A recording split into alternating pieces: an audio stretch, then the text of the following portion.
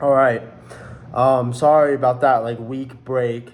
I did some pretty foul shit this last week in between being busy. But yeah, I'm gonna try to crank a few of these out tonight. So sorry about that. Let me hit some bangers. So I'm gonna talk a bit about like job history with me, just to give you some insight of like what my life has been like when I have to do shit, as an adult, and having to pay bills and whatnot. So I'm just start off with what factory work when I started screen printing and just like that experience, because like man, that is like another level because I worked in restaurants basically like my whole life, or like since I've been able to work, and like that's a mess for sure. The restaurants and like the hierarchy, and like it gets worse. The nicer the restaurant, like the more fucked up the staff is. I've definitely noticed that. But factories, dude, like this is next level. So I am like low key going through like a crisis, and I fucking like actually really badly, and like I'm like really having it with my dad and shit, and I was working for him and I fucking hated it. So I quit. I met a buddy and he told me he had an opportunity to get me screen printing. And I was like, oh, I'd fuck with that hella. So like he put me onto this spot, and it was called Ore Screen Printing. And like I had no idea, but it was like the biggest print operation in Colorado. And like, yeah, the units were nuts. And like it was a fat fucking factory, like absolutely massive. So I leave and like go to work there. I'm also Ubering at the time. I lost my car because I overdosed in it. So that is my like first day, and I'm like getting, so that's a big thing too. Is like I like just overdosed and shit in my car, and everyone's like, dude, fuck, like yeah, that was pretty. I mean, it was one of the worst ones too of all of them. Like that one was bad. We'll talk about that one another time, but fuck. So I'm like, everyone's like worried, and it's like, yo, Sham needs to be like on his A game because like, what the fuck just happened? And so we start like first day. I go in. I'm having an Uber because it starts at like 5 a.m. and there's like no light rail. Like the bus doesn't go. Like the bus starts at 5. I wouldn't be able to get there at 5. So like I'd be Ubering to work and shit. I was getting blazed and stuff still, and like I was trying to like be good. I was low key doing Zans and shit still at the time. But I come into my first day, and like at the time I was just doing like the grunt shit. And so I'm like cleaning all the ink off the screens and like taping them and doing all that type of shit. If you're familiar with that work, it's all the like prep shit for the screens. It was slavery, bro. Like, and they didn't like follow any sort of like health code regulation. And I didn't check, but like I just know like there was this crazy vat of chemicals in the back in this room that we'd all have to be in for like about 6 to 8 hours of our 10-hour day. And like I remember after I left and went back in there, I'm breathing and I'm like, what the fuck? Like you can't be breathing this shit. It's like there's no way. And like we even had this fool like develop this foul cough, and we were like, I bet you it's that the chug jug in the back, It was just like, what the fuck? So we had this one motherfucker named Sean. His name is Sean, and he went by fucking Wavy. Wanted to be called Wavy. He had it tatted on his face. This is the brokest fucking person I've met in my whole goddamn life. And he had a very clean set of like full permanent gold teeth. And it's like, oh, perfect. And it's funny, I had met him a couple years before because a friend of mine was like, bro, I met this really cool dude. His name's Wavy. He's so chill. So I go chill with bro, and then it's like, dude's homeless, like bumming weed off of him. And I'm like, why the fuck are you hanging out with this guy, bro? Like, dude's a fucking loser. And of course, a few years later, I end up working in a factory with him. What are the odds, dude? So yeah, it's like first day. Like bro's always on some tweak shit. He's like hitting the vape in the factory, running around, like doesn't give a fuck. So we run to the bathroom, and it's like again, it's like 5 in the morning, and he walks in with his backpack, and like sets down a fucking e-rig, sets down a bottle of Henny, and I'm just like, bro. 5 in the morning, bro. Like what? Like I thought I was bad. I got bad. We're gonna get there. So I'm in there and I'm like, wow, bro. And it's like the good homie who like got me that job. It's like he was really like nervous. We're not cool anymore, but like we were. And he was like really on my ass about like being good and like not making him look like a fool. And I'm like, yo, like he's hella gonna know if I'm like in here fucked up. But I was like, he's probably not gonna trip if I'm like high. So it's like first day, bro. And I like hit the rig. Well, what the real reason why I decided to is because like I'm taking a piss. And bro's hitting the rig, and I'm like, damn, he's sending it in here. Like, and he could have just gone outside. There's like 10 different doors that just like lead you outside, straight out. You hit, like, people do it all the time. And like, I just hear bro like ripping this shit. I'm in the urinal, and he's basically like behind me to the left a little bit. And just like, I just get encompassed by this wax cloud. And it just like, it's pretty good shit. And he just starts dying. I'm like pissing still, and I'm like, this fucker, bro. Like, what the fuck is this? Like, finish peeing. He's like, bro, finish it. And I'm like, shit. Like, and bro already fucking boxed the bathroom. Like, I am not getting caught up for shit. So I was like, yeah, fuck it. I'll hit the rig. Hit the rig. Got a fire dab. Like, bro loaded up a tar dab. And then I was like, you want a shot of the Henny? I'm like, shit. Like, fuck it, low key. And I was trying to be good off alcohol. I can't remember. Like, see, like, this is what happens when you do beans for 6 years, but like I don't think I was drinking at the time. That's such an interesting thing too with my history. You'll always hear me like, oh, I'm quitting something. I just end up doing some other shit. It's pretty fucked, but so yeah, man, like we hit the rig and like we go back out and we're just like, boom, detaping, like inking shit. You know, it really was slave work, but we just busted through it, and it was like these people hated it so much. Bro was like, dude, if you just come in on time and just like do the job, you're gonna get promoted like hella quick. I think it was like 2 or 3 weeks. I don't even think it was a whole month. They came to me and they're like, hey, you wanna like stretch? And that was fun. That was cool. They gave me like my own station and area and shit. I was having a blast. So, and at that point, like I'm smoking and shit. And I'm definitely getting kind of lit at work. It's just not as serious, bro. And you know, it really only is a big deal, I felt like, if you were on a printing press. Maybe if you were in the room too, the screen burning room, like a lot of those fuckers were so dumb and high, they'd burn the shit wrong all the time, and that's really bad. You're just fucking up everyone's money at that point, and it's aggravating when you're waiting on like a retard to do something. I'm sure everyone can relate with that though, you know.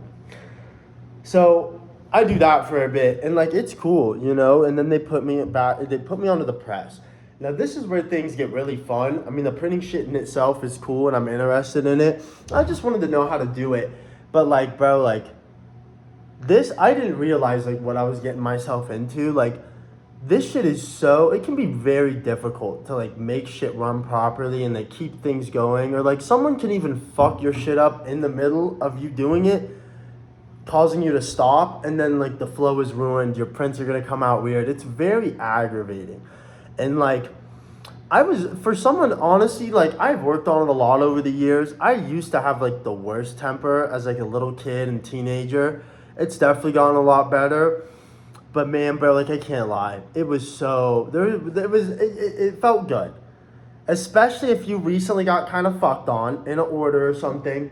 You're just doing your thing and like, just like you look over and this dude's fucking destroying his press and like throwing duct tape, throwing adhesive cans into the oven, like, and you're like, ah, that sucks, bro. But it was just like, dude, and like we hired felons and like the type of people that would come through these doors, man. Like the funny thing is we actually kept staff pretty well at this spot. But it's kind of because they refused to fire people. Like the wavy fool I mentioned earlier, like he should have been fired probably about 15 or 20 times while I worked there, and he only ended up leaving fired because he like threatened to fight somebody over because he thought he stole his fucking vape. And then he found it. Yeah, this guy was a treat. But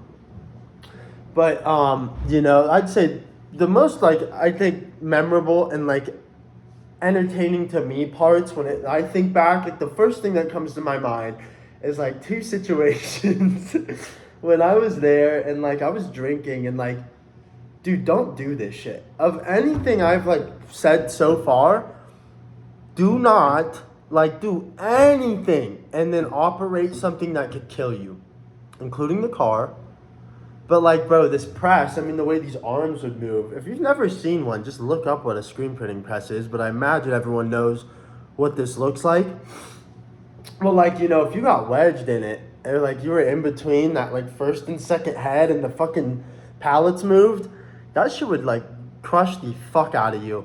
And there was 2 times where I was low-key fucked up and like almost got crushed in that thing. And like it hits you. And it's like, I don't know, to me it didn't look like it moved that fast. Fuck yeah, it does. Holy shit. And it's like perfect hip height. Like for me, it was like right, like damn near butt cheek, like, and good Lord, that shit hurt. And I remember the second time someone saw me and they were like, yo, and they came up and they're like, you good? And I'm like, yeah, I'm good. And they're like, no, like, you good though? Like, and I'm like, like, yeah. And like, you know, in that time, they were like, you know, there was a lady that like real shit got crushed. And here's the thing, they have these safety bars and it's meant for that reason. So if you were to get crushed, you hit the bar, and as soon as you hit the bar, it releases all the pressure and it just like shuts your machine off basically. So yeah, you wouldn't die. But like, dude, like some of them didn't work that well. Sometimes, because sometimes you'd use that bar just to kind of stop shit in the order if you were slick about it, because you can kind of push it in and out and your order will still run. So if you need to pause it for a second, you could do that.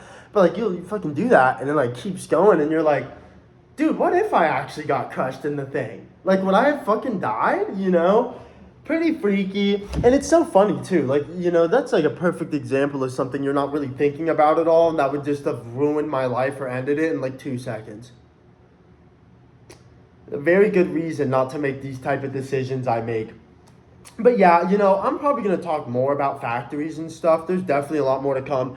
This was Ore, though. I worked at a few other ones, and I'm telling you, bro, like, I love that factory life. Something in me, like, you know, I don't want to be doing any of this. If I'm being honest, like, fuck the job.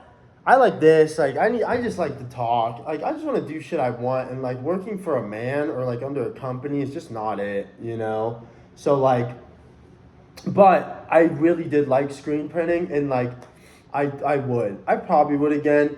I've low-key ran through a bunch of shops, so I don't know. But yeah, that's a fun life. And if you're interested in that, hella give it a shot. If you're a younger kid, bro, into the clothes, or you think that sounds lit, I'm telling you, like, fuck yeah, it is. And yeah, like, go in, like, everyone's getting lit. Oh my God. Damn, I almost forgot about one of the most important things in this.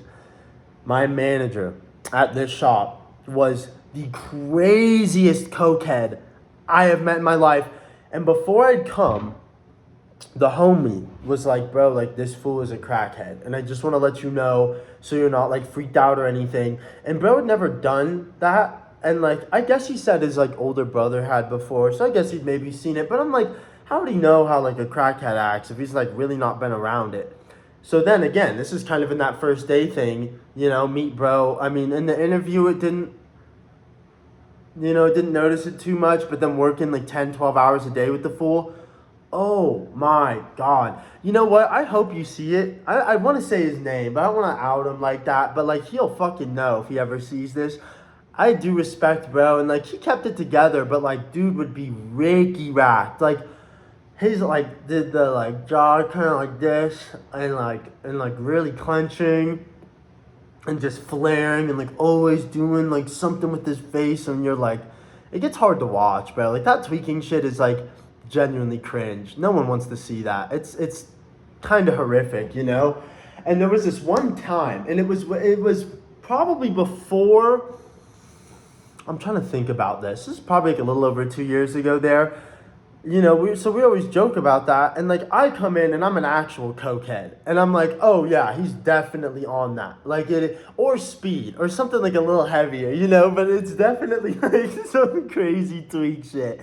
So we come in one day, and we had this little kid working there, bro, who was like 16. And I don't know how. I guess that's probably barely legal, but we call it, his name is Junior. And he worked over by my homie and his group. Because all these presses would be in like pods of 3. So you'd work around like a couple other people, and then other side of the store, other side, you know? And we talk about this all the time. This kid comes up and he's like, bro, I think I found Eric's Coke. And we're like, what? Oh, fuck, I said his name. Yeah, it doesn't matter. And, and we're like, no way. And he's like, look. And he grabs him. We're like, it was a dime bag. It was like a dime bag full. And like, dude, fuck. I wanted to try it, but I was scared. I was like, this dude's tweaking. Like, he could hella be on like the meth or speed. I wasn't playing with that. But it was 100% a bag of white drugs. Like, it wasn't no prop or anything. And then this one fool who doesn't even do the coke or anything, he was like, oh, I'll try it. And he, like, sniffed it. And I'm like, and then he's like, oh, it burns. I'm like, yeah, it's full. Like, yeah, no shit. But I'm telling him, I'm like, and the kid's like, yo, what should we do? And I'm like, honest to God, bro, I think you should give it to, like, the best. Like, there was one other boss above this dude, and we were like, bro, give it to him, because if you go back and just hand it to dude, he's gonna be like, oh, I'm gonna look into this, and then just like leave. Bro, we're watching the fool run around the factory, just like rubbernecking like that, literally, and like flying, and we're like, oh yeah, like he always walked fast, but this was different, and we're like, bro, oh, he's tweaking. So, like, I didn't want to touch it either, because we got cameras. I was like, I don't even want to be seen touching this shit. So I didn't. Good move on me. And then, like, the kid, I don't know, like, we still have like an hour left of work or whatever, like 30 minutes left. It was getting close to the end of the day. And, like, kid comes back, we're like, oh, what, what'd you end up doing with it? And he's like, oh, I gave it back to him. And we're like, I mean, that's not like I actually gave a fuck. Bro kept it together enough for me not to give a shit. And I'm not, like, gonna snitch on him like that. But it's like, I mean, bro, running like that ain't fun. Doing the drugs, like, once you start doing the drugs at work, and it's like, so now it's like you wake up, do them, you do them at work, you do them when you're off work, like, hell no. Shit's whack. But yeah, like, I just thought those were a few funny things. Like, that was a really lit factory and a really good opportunity. And even though me and bro aren't really tight anymore, I'm really thankful still that he did that for me, for real. So yeah, dude, that's like Ore Sportswear. What a fucking time. There's probably some other like good bits that I might remember in the future, but I'll talk more about other factories. I mean, I'm telling you, like, this is pretty good. But this is like, it's just the same, like, everywhere type shit, dude. Like, the things you run into in these places is such debauchery, like, but yeah. So, that's that. I'm gonna do, like, one or two more tonight, I think, to, like, make up for shit. But yeah, guys, sham. Let's sham.